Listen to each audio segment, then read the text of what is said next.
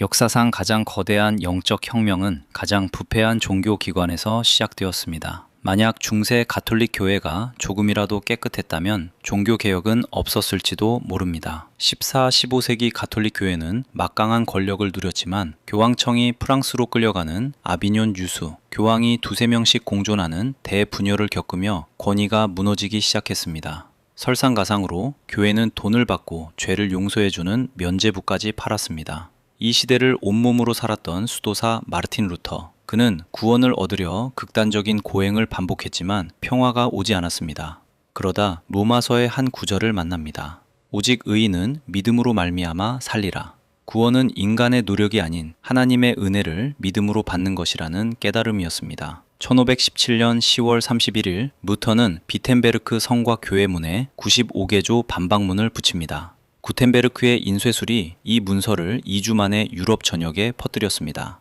불꽃 하나가 들판을 태운 것입니다.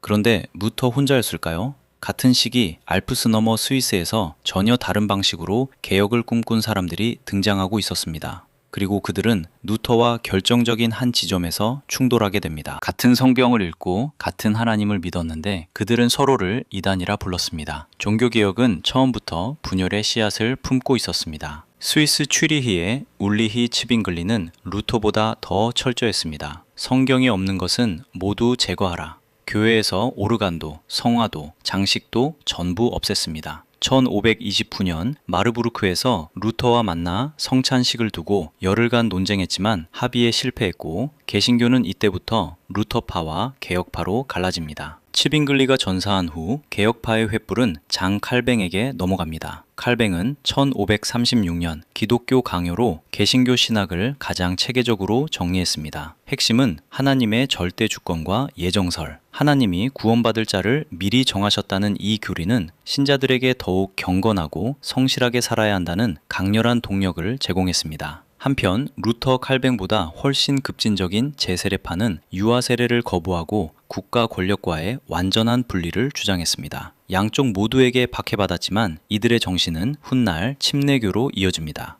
그렇다면 칼뱅의 사상은 제네바에서 멈췄을까요? 그것은 파도처럼 북쪽으로 올라가 스코틀랜드에서 한 사나이를 만납니다. 그리고 그는 그 파도를 혁명으로 바꿉니다. 스코틀랜드 여왕 메리 스튜어트는 이렇게 말했습니다. 나는 유럽의 어떤 군대보다 존 녹스의 기도가 더 두렵다. 설교단의 한 남자가 왜 여왕을 떨게 만들었을까요? 가톨릭 사제 출신이었던 존 녹스는 동료 개혁자들의 화형을 직접 목격하며 개신교로 전향했습니다. 한때 프랑스군에 생포되어 19개월간 갤리선에서 노를 젓는 노예 생활도 견뎌냈습니다. 이후 칼뱅이 있는 제네바에서 스코틀랜드 장로교의 청사진을 그렸습니다. 1559년 귀국한 녹스는 개신교 귀족들과 손잡고 가톨릭 세력을 몰아냈고 1560년 스코틀랜드 의회는 단 한 해 만에 공식 종교를 바꿉니다. 그의 가장 파격적인 주장은 저항권이었습니다. 군주가 하나님의 법을 어기면 백성은 저항할 권리가 있다. 근대 민주주의의 씨앗이 여기서 움텄습니다. 17세기 영국에서는 이 장로교 정신이 꽃을 피웁니다. 1643년 소집된 웨스트민스터 총회는 5년간 밀천일뷰습 3회 회의를 열어 웨스트민스터 신앙고백서를 완성합니다. 특히 하나님만이 양심의 주인이며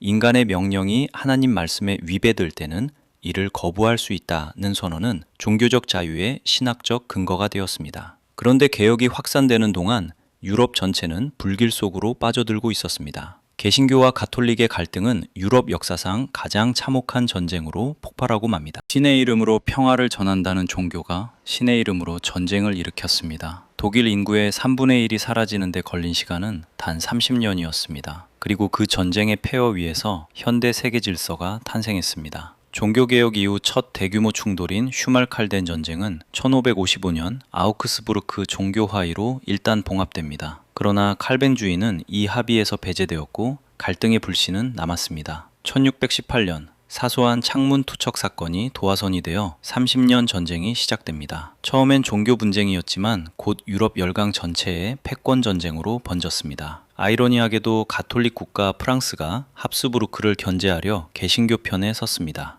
종교전쟁이 정치전쟁으로 변한 것입니다. 30년간의 전쟁은 독일을 초토화했고 1648년 베스트팔렌 조약이 체결됩니다. 이 조약은 단순한 전쟁 종식이 아니었습니다. 칼뱅주의를 공식 종교로 인정하고 교황, 황제의 보편적 권위를 종식시키며 주권국가 개념을 확립했습니다. 개인이 사적으로 신앙을 유지할 권리도 명문화되기 시작했습니다. 중세의 기독교 공동체가 해체되고 세속적 국제 질서와 종교적 다원주의가 공존하는 근대가 열린 것입니다. 전쟁은 끝났습니다. 그런데 교회 안에는 다른 종류의 위기가 찾아왔습니다. 교리는 있는데 열정이 없었습니다. 형식은 남았는데 생명이 없었습니다. 믿어온 종교가 어느 날 껍데기만 남았다면 어떻겠습니까? 17세기 개신교는 정통주의라는 이름 아래 신앙이 박물관 유리 속 유물이 되어가고 있었습니다. 독일의 필립 야콥 슈페너는 1670년대에 자신의 집에서 소그룹 성경 모임을 시작합니다. 경건주의의 출발이었습니다. 그의 동역자 프랑케는 고아원과 학교를 세우며 신앙이 사회 실천으로 이어질 수 있음을 보여줬고, 이는 근대 복지제도의 영적 기원이 됩니다. 경건주의의 불꽃은 영국의 존 웨슬리를 만납니다. 1738년 런던의 한 집회에서 가슴이 이상하게 뜨거워지는 회심 경험을 한 웨슬리는 교회 밖 탄광 노동자들이 있는 들판으로 직접 나갔습니다. 체계적인 신앙훈련, 메서드, 감미교 이름이 생겼고, 술과 도박으로 무너진 산업혁명 시대 하층민들의 삶을 변화시켰습니다. 미국에서는 더 폭발적인 부흥이 일어났습니다. 1740년대 제1차 대각성 운동은 신분과 출신에 관계없이 하나님 앞에 평등하다는 의식을 심어 미국 독립혁명의 정신적 토양을 만들었습니다. 19세기의 제2차 대각성 운동은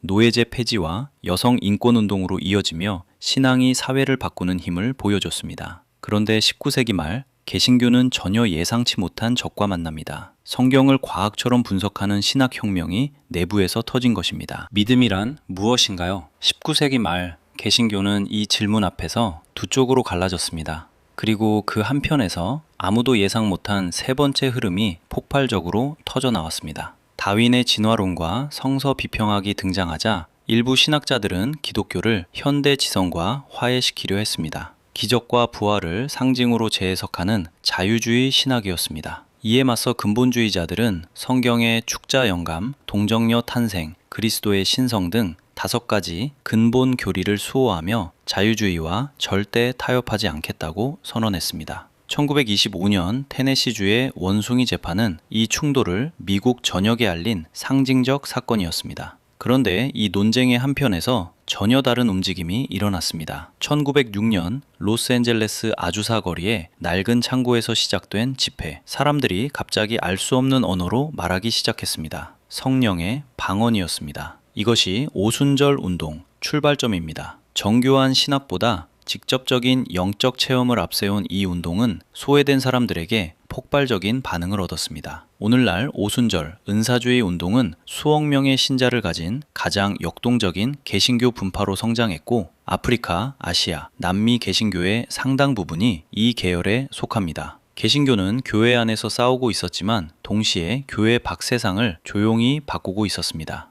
시장, 의회, 학교, 병원으로 퍼져나가며 근대 문명 자체를 형성했습니다. 여러분이 오늘 성실하게 일한다면 그것이 500년 전 종교개혁의 영향일 수도 있습니다. 사회학자 막스 베버는 말했습니다. 근대 자본주의 정신의 뿌리는 칼뱅주의적 직업윤리에 있다. 칼뱅주의 신자들은 자신의 직업을 하나님께 받은 소명으로 여겼습니다. 성실하게 일하고 번 돈을 절약해 재투자했습니다. 세속적 성공이 구원의 증거가 되는 구조, 여기서 근대 자본주의의 정신이 탄생했습니다. 교육에서도 혁명이 일어났습니다. 모든 신자가 성경을 직접 읽어야 한다는 원칙은 문맹퇴치를 종교적 의무로 만들었습니다. 루터의 독일어 성경 번역, 녹스의 보편 교육 이상, 오늘날 공교육의 뿌리가 여기 닿아 있습니다. 복지 분야에서는 독일의 내적 선교 운동이 고아원과 직업훈련소를 세우며 현대 사회복지의 선구자가 되었고, 선교사들이 세운 병원과 학교는 비서구 사회의 근대화를 이끌었습니다. 정치적으로는 선출된 장로들이 목사와 함께 교회를 다스리는 장로제도가 권력 분립과 대의민주주의의 원형을 제공했습니다. 미국 독립선언서의 모든 사람은 평등하게 창조되었다는 정신에는 만인사제설의 신학이 녹아 있습니다. 개신교는 유럽과 북미를 바꿨습니다. 그러나 거기서 멈추지 않았습니다. 19세기 개신교는 전례 없는 규모로 전 세계를 향해 나아갑니다. 19세기 한 영국 청년이 인도 땅을 밟으며 말했습니다. 하나님께 큰 일을 기대하라. 하나님을 위해 큰 일을 시도하라. 그의 이름은 윌리엄 캐리, 직업은 구두 수성공이었습니다. 신학자도 귀족도 아닌 구두 수성공이 현대 선교운동의 문을 열었습니다. 1792년 캐리의 헌신을 기점으로 런던 선교회 등 수많은 단체가 세워져 인도, 중국, 아프리카, 동아시아로 선교사를 파견했습니다. 중국에서는 로버트 모리슨이 성경을 중국어로 번역했고, 아프리카에서는 리빙스턴이 탐험과 노예제 반대 운동을 함께 이끌었습니다. 한국에도 1880년대 선교사들이 들어와 병원과 학교로 근대화에 기여했습니다. 그러나 이 선교는 서구 제국주의와 얽히며 원주민 문화를 열등하게 취급하는 그늘도 남겼습니다. 20세기에는 극적인 대역전이 일어납니다. 아프리카, 아시아, 남미의 자생적 교회들이 폭발적으로 성장하면서 오늘날 개신교의 다수 신자는 유럽이나 북미가 아닌 글로벌 사우스에 살고 있습니다. 선교의 방향이 서쪽에서 동쪽, 남쪽으로 해서 모든 곳에서 모든 곳으로 바뀐 것입니다. 분열된 교회들이 손을 잡으려는 에큐메니칼 운동도 나타났습니다. 1948년 세계교회협의회, 정의, 평화, 창조 세계 보전이라는 공통의 과제를 위해 협력하기 시작했습니다. 루터, 한 명의 신학적 결단에서 시작된 불꽃이 500년을 건너 전 세계 수십억 명의 삶 속에 살아 있습니다. 개혁된 교회는 항상 개혁되어야 한다. 그 명제는 오늘도 유효합니다.